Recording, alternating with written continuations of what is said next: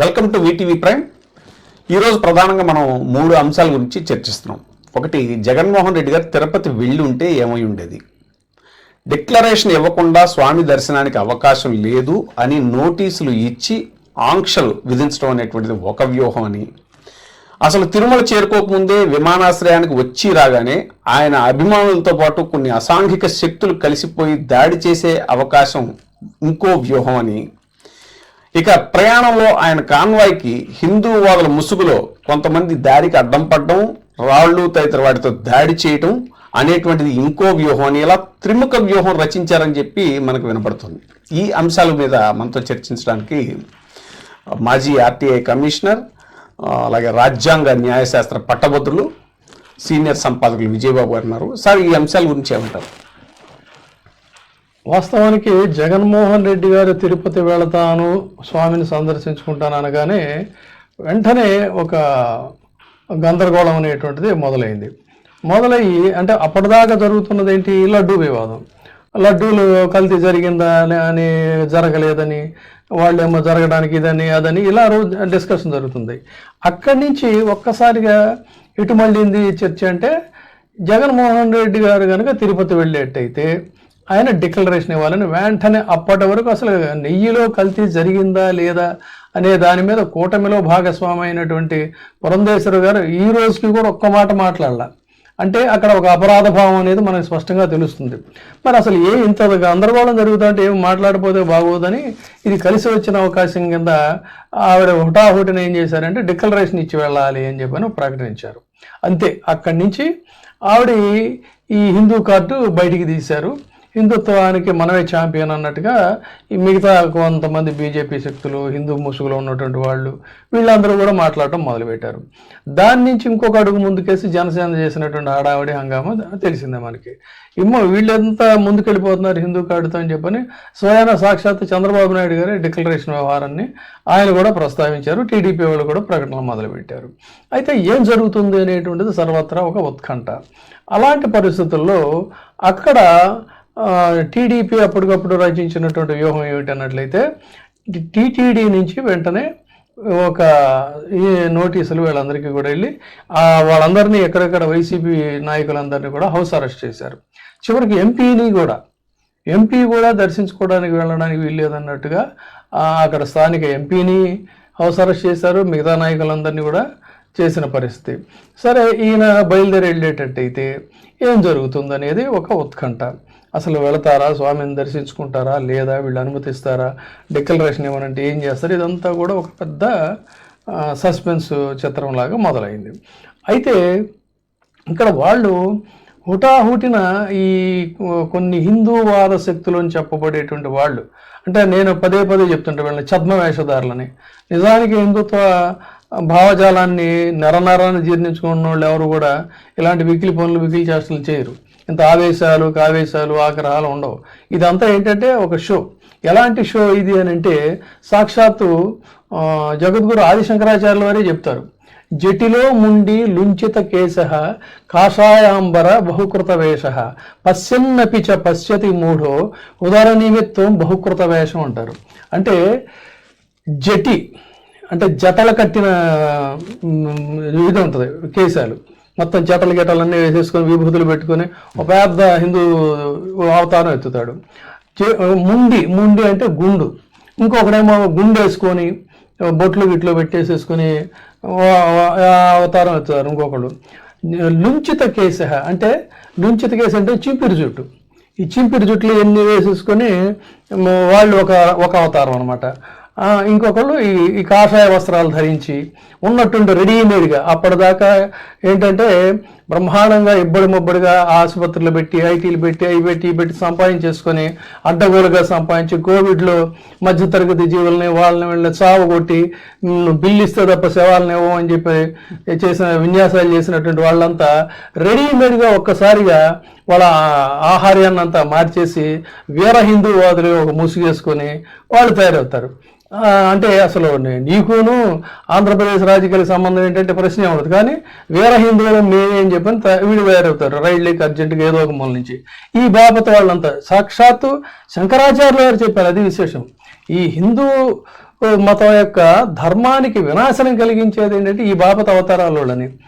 జటిలో ముండి లుంచిత కేశ కాషాయాంబర బహుకృత వేష పశ్యన్నపిచ పశ్యతి మూడు అంటే పశ్య అంటే చూడు అని చెప్పని, పశ్యన్నపిచ పశ్యతి మూడు ఆ ధర్మాన్ని వాస్తవాన్ని చూడగలిగి కూడా చూడలేనటువంటి ఒరే మూఢుడా అంటే వీళ్ళందరూ మూఢులు అని చెప్పని శంకరాచార్యుల వారే తిట్టారు. ఒరే మూఢుల్లారా, వాస్తవం అది కాదురా, ధర్మం అది కాదు. అందుకని కనీసం మీరు భజగోవిందం భజగోవిందం గోవిందం భజ మూఢమతే దేవుణ్ణి మీరు భజించండి, గోవిందుణ్ణి భజించండి. అందులో అంతరార్థం మీకు అర్థమవుతుంది. అంతే తప్ప ఈ ఆహార్యాలు వీర విహారాలు అవతారాలు ఇవన్నీ కూడా అని చెప్పని ఎంత అద్భుతంగా తూర్పారబట్టాడు చూడండి. అది చాలా ఉదాహరణ.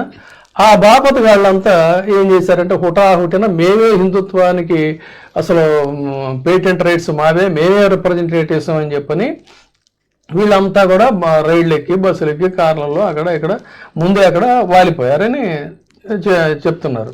సో ఇక్కడ ప్లాన్ ఏంటంటే 3 అంచెల ప్లాన్ వేశారనేటువంటిది వైసీపీ వర్గాల నుంచి మనకి వస్తున్నటువంటి బోగట్ట. అక్కడ స్థానికంగా ఉన్నటువంటి వాళ్ళు కూడా కొంతమంది ఇవాళ నేను వాకింగ్కి వెళ్ళినప్పుడు వాకింగ్లో కొంతమంది మాట్లాడుకుంటూ ఉంటే నేను విన్నాను అనమాట.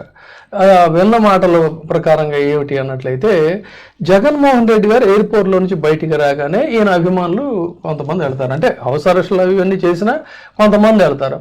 ఆ గుంపులో అనుకుంటా కొంతమంది రావడం, అటాక్ చేయటం. మనకి ఇప్పుడు కోడికత్తి అనేటువంటిది అటాక్ జరిగింది. దాన్ని ఏం చేశారు, అదేదో డ్రామా ఆడాడు అని చెప్పని హెకిల్ చేసేసి ఆ సీరియస్నెస్ని తగ్గించేశారు. రాయి విసిరితే ప్రచారంలో గులకరాయి అని చెప్పని చేశారు. అట్లాగే ఇది కూడా ఏదో చేస్తారు. మొత్తానికి అక్కడ ఒక అటాక్ ప్లాట్ జరిగింది అనేటువంటిది వాళ్ళు బలంగా చెప్తున్నటువంటి మాట వైసీపీ శ్రేణులు. అది ఒక ప్లాట్ అక్కడ. అది ఒకవేళ సక్సెస్ఫుల్గా దాని నుంచి బయటపడి బయలుదేరినట్లయితే దారిలో రాళ్ల దాడి చేయటం, కారుకు అడ్డంగా ఈ కాషాయ వస్త్రాలు ఇవన్నీ ధరించి ఆయన డౌట్ ఎక్స్ప్రెస్ చేశాడు జగన్మోహన్ రెడ్డి గారు. ఇది బీజేపీ అగ్రనాయకులకి తెలుసో తెలియదో అన్నాడు. అంటే ఖచ్చితంగా బీజేపీ అగ్రనాయకుల నుంచి సిగ్నల్ వచ్చిందని చెప్పనే వాళ్ళేమి విశ్వసించట్లా. ఆ హిందుత్వ ముసుగులో కొన్ని అసాంఘిక శక్తులు ఈ రకమైనటువంటి ప్లాన్ చేశారు. ఇది ఎవరు చేశారు అనేటువంటిది మరి నిజం నిగ్గుదేల్చాల్సిన బాధ్యత అయితే ప్రభుత్వం అనుకుంటుంది. మనకి వాస్తవాలు అయితే తెలియదు కాబట్టి అది వాళ్ళదే బాధ్యత. ఆయన ఆరోపించిన దాని ప్రకారంగా వీళ్ళంతా కూడా దారిలో అటాక్ చేయాలనేది. దారిలో ఎట్లా అటాక్ చేస్తారు అని అనుకోగలం మనం? అనుకోలేము. ఎందుకు అనుకోలేము అంటే సాక్షాత్తు గతంలో అక్కడ జరిగిన సంఘటనలు ఉన్నాయి. పైగా ఎవరి మీద దాడి జరిగింది? భారతదేశ హోంశాఖ మార్చులు. అంటే ఎంత పవర్ఫుల్ పోర్ట్ఫోలియోనో చూడండి. అమిత్ షా గారు కుటుంబ సమేతంగా అది కూడా తిరుమలకి వెళతానికి వెళ్ళినప్పుడు స్వామివారిని దర్శించుకోవడానికి ఈ దేశపు హోంశాఖ మార్చులు వాడు వెళుతుంటే ఆయన మీద కూడా రాళ్ల దాడి చేయించారు. ఆయన మీద రాళ్ల దాడి చేయించినటువంటి వాళ్ళు ఈ రోజున అధికారాన్ని మామూలుగా కాదు విపరీతంగా పట్టపగ్గాలు లేనటువంటి దీంతో పట్టుకున్నటువంటి వాళ్ళు జగన్మోహన్ రెడ్డి గారి మీద దాడి చేయరని మనం ఎలా అనుకుంటామండి? కాబట్టి వినవచ్చినటువంటి వార్తల్లో అదే దాన్ని సత్యదూరం అనడానికి వీల్లేదు కదా. ఖచ్చితంగా చేయడానికి అనేది ప్లాట్ చేశారనేటువంటిది వైసీపీ శ్రేణులకి విశ్వసనీయ వర్గాల ద్వారా చేరింది అనేటువంటి మాట మనకి తెలుస్తోంది. అంటే దాన్ని బట్టి ఇక్కడ 3 అంచెల వ్యూహం అనేటువంటిది వేశారు. తర్వాత నేను చెప్పిన బహుకృత వేషం అని చెప్పాననే ఈ బాబతో వీళ్ళు ఆల్రెడీ ప్రకటన ఇచ్చి మరి అంటే వీళ్ళకి ఏంటంటే సామాజిక సేవ ఉండదు, తర్వాత ఇంకా ఏది ఉండదు, కానీ విపరీతమైన గుర్తింపు యావ అనేది ఉంటుంది. ఎందుకంటే ముబ్బడిగా డబ్బు రక్తాన్ని పిండి సంపాదించిన డబ్బులు ఉంటాయి కదా. ఈ డబ్బుల్ని వైద్యం పేరుతో కార్పొరేట్ వైద్యం పేరుతో రక్తాన్ని డబ్బుగా మార్చినటువంటి ఇవి ఉంటాయి కదా. దాంతో వాళ్ళకి గుర్తింపు కావాలంటే ఇలాంటి అవకాశాలను ఎట్టి పరిస్థితుల్లో వాళ్ళు వదులుకోరు. అందుకని మనకి సంబంధం ఉందా లేదా అంటే ఏమిటి సంబంధం అంటే బాధరాయణ సంబంధం అని ఒక సామెత ఉంది కదా. మళ్ళీ అది వేరే కథ.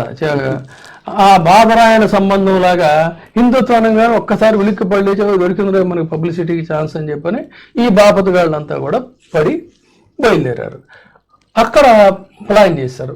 సో ఈ విధంగా 3 అంచెలుగా ఖచ్చితంగా ఒక ప్లాన్ జరిగిందనేటువంటిది మనకి స్పష్టంగా తెలుస్తుంది.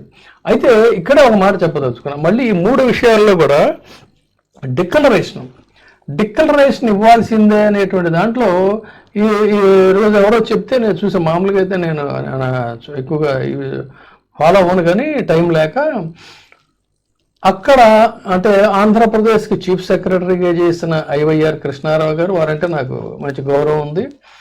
తర్వాత వారు కూడా అక్కడ టీటీడీకి ఈవోగా కొంతకాలం పనిచేశారు. ఆయన పనిచేయడమే కాదు, అక్కడ కొన్ని సంస్కరణలు చేయాలన్నప్పుడు నేను అప్పుడు పత్రికా సంపాదకుడిగా ఉన్నా, నాకు కూడా ఆహ్వానం అందింది కొన్ని పేపర్స్ అవి సబ్మిట్ చేయమని. అప్పుడు వెళ్ళాను నేను. ఆయన చెప్పిన తిరుగుడు ఏంటంటే, అక్కడ ఏదో ఒక ఫలానా టైంలో డిక్లరేషన్ ఇవ్వాలని చెప్పని ఒక నిబంధన, నిన్న కూడా మనం మాట్లాడుకున్నాం, నిబంధన ఉంది, ఆ నిబంధన ప్రకారం ఇవ్వాల్సిందే, కొన్ని టెంపుల్స్కి ఇలా ఉంటాయని చెప్పి అన్నారు. కానీ ఇక్కడ నా అభ్యంతరం ఏంటంటే, ఎస్, ఒకవేళ ఆ నిబంధన అనేది ఉంటే ఆ నిబంధనని మీరు తూచా తప్పకుండా అమలు చేస్తోందా బోర్డు? ముందు ఆ మాటకు సమాధానం చెప్పండి. అలా అమలు చేసేటట్టయితే గతంలో మరి ఇదే జగన్మోహన్ రెడ్డి గారు వెళ్ళినప్పుడు అప్పుడు లేనటువంటి అభ్యంతరం ఇప్పుడు ఎందుకు తెచ్చారు? ఆ రోజునే అభ్యంతరం పెట్టాల్సింది. ఆయన పాదయాత్రకి వెళ్తున్నప్పుడు వెళ్ళాడు ఆయన. తర్వాత ప్రమాణ స్వీకారం చేయకముందంటే ముఖ్యమంత్రి ఇంకా అవ్వలేదు అప్పటికి, అప్పుడు వెళ్ళాడు, అప్పుడు మీరు అభ్యంతరం పెట్టాల. మరి ముఖ్యమంత్రిగా సాక్షాత్తు ఆయన అనేక సార్లు వెళ్ళిన సందర్భాల్లో అప్పుడు ఏమైనా అడిగారా? అప్పుడు కూడా అడగల. మరి అన్నిసార్లు అడగనప్పుడు ఈయనే కాదు చాలా మందిని అడగల. నేను ఇంకొకటి కూడా ఏంటంటే, ఆయన్ని మనం అభినందిస్తూనే సగౌరవంగా ఆంధ్రప్రదేశ్ రాష్ట్ర గవర్నర్గా ఉన్నటువంటి ఇప్పుడు ప్రస్తుత గవర్నర్ గారు, వారు 2-3 సార్లు వెళ్ళినట్టున్నారు తిరుపతి. నిజంగా గ్రేట్, ఆయన such a wonderful great personality. ఆయన వెళ్ళినప్పుడు మరి ఇదే లాజిక్ అయినప్పుడు rule is rule for all. మరి వారిని అడిగారా మీరు? వారిని కూడా అడగలేదు. వారినే కాదు, ఇలా చాలామంది గతంలో వెళ్ళినటువంటి వాళ్ళు ఉన్నారు. వాళ్ళెవరిని కూడా మీరు అడగకుండా, ఇదే జగన్మోహన్ రెడ్డిని కూడా అడగకుండా ఇప్పటికిప్పుడు అడగటంలో ఎంతవరకు ఔచిత్యం ఉందనేటువంటిది మరి ఐవైఆర్ కృష్ణారావు గారు లాంటి పెద్ద వాళ్ళు కూడా వాళ్ళు దీనికి సమాధానం చెప్పాలి. కాబట్టి మీరు ఒకటి రూల్ అనేది ఎవాల్వ్ చేస్తే దాన్ని స్ట్రిక్ట్గా ఇంప్లిమెంట్ చేసేటట్టయితే అప్పుడు ఇబ్బందుడు. కానీ ఇక్కడ చేసింది పూర్తి రాజకీయంగా చేశారు తప్ప, ఇది పూర్తి రాజకీయం తప్ప మరొకటి కాదు అనేది చాలా స్పష్టంగా మనం చెప్పచ్చు. తర్వాత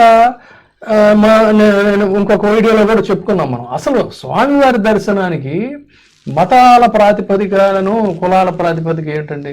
అదే కదా ఇప్పుడు ఒక చండాలుణ్ణి నీకెక్కడ ప్రవేశం, ఆలయ ప్రవేశం అని చెప్పని నిలదీస్తే సాక్షాత్తు అన్నమయ్య అతన్ని తీసుకొని పెద్ద తిరుగుబాటు చేసి ఆలయ ప్రవేశం చేయిస్తాడు ఆయన. అటువంటి చరిత్ర ఉన్నటువంటి ఆలయం తిరుపతి.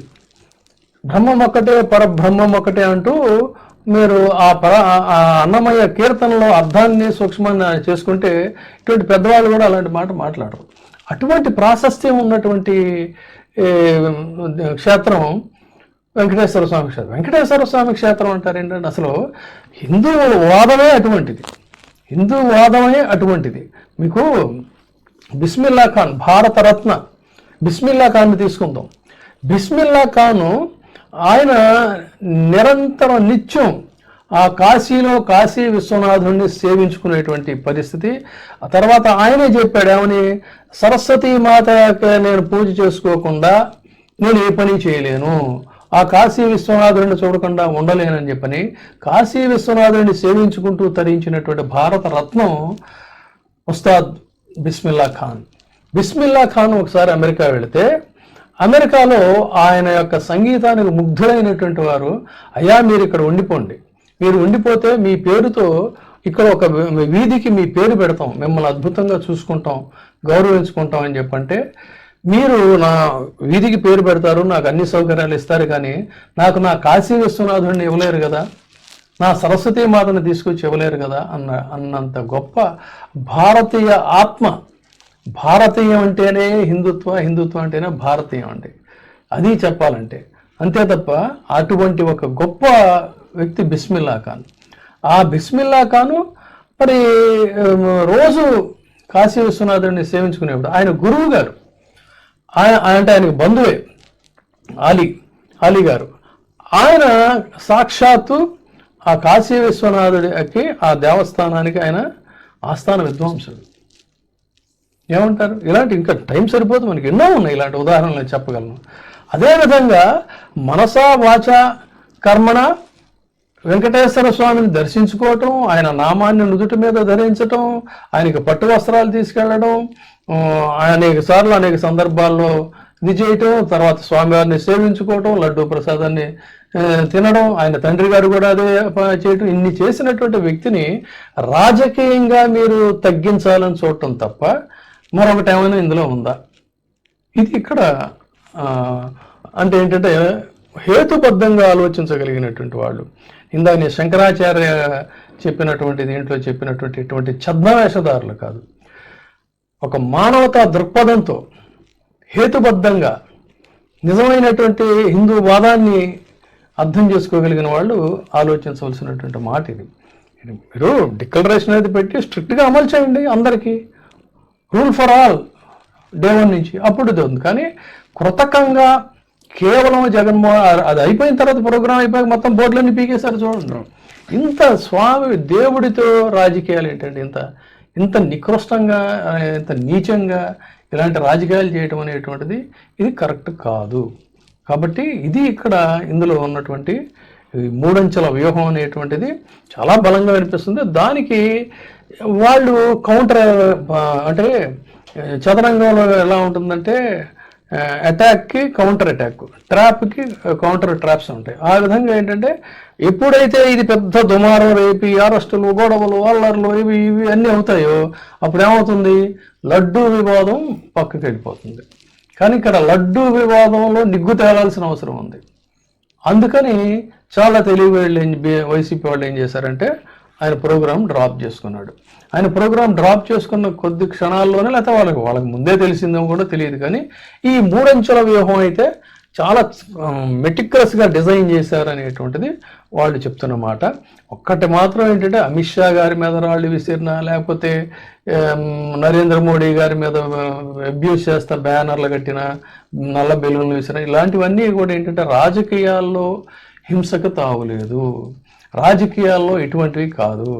ఏంటంటే మీరు ఇష్యూ బేస్డ్గా మీరు కౌంటర్ చేయాలి తప్ప ఇటువంటి వాటిల్ని నాగరికులు, సంస్కారాలు ఎవరు సమర్థించరనేది వాస్తవం. ఇది గ్రహించాలి జనాలు కూడా. తన మీద హిందుత్వ పేరు మీద ఎంత కుట్ర జరుగుతున్నా నా మతం మానవత్వం అని ప్రకటించారు వైఎస్ జగన్మోహన్ రెడ్డి గారు. చూడాలి ఇంకా ఎన్ని మలుపులు తిరుగుతాయి. మీకు ఎన్నో ఉదాహరణలు చెప్పాలి, బిస్మిల్లా ఖాన్ ఎగ్జాంపుల్ చెప్పా కదా, ఇంకా అంతకంటే ఇంకేం కావాలి చెప్పండి. Thank you. ఇప్పుడే సబ్స్క్రైబ్ చేయండి, లైక్ చేయండి, షేర్ చేయండి. వే టీవీ ప్రైమ్, నీ ఉత్తమాభిరుచుల సమ్మేళనం.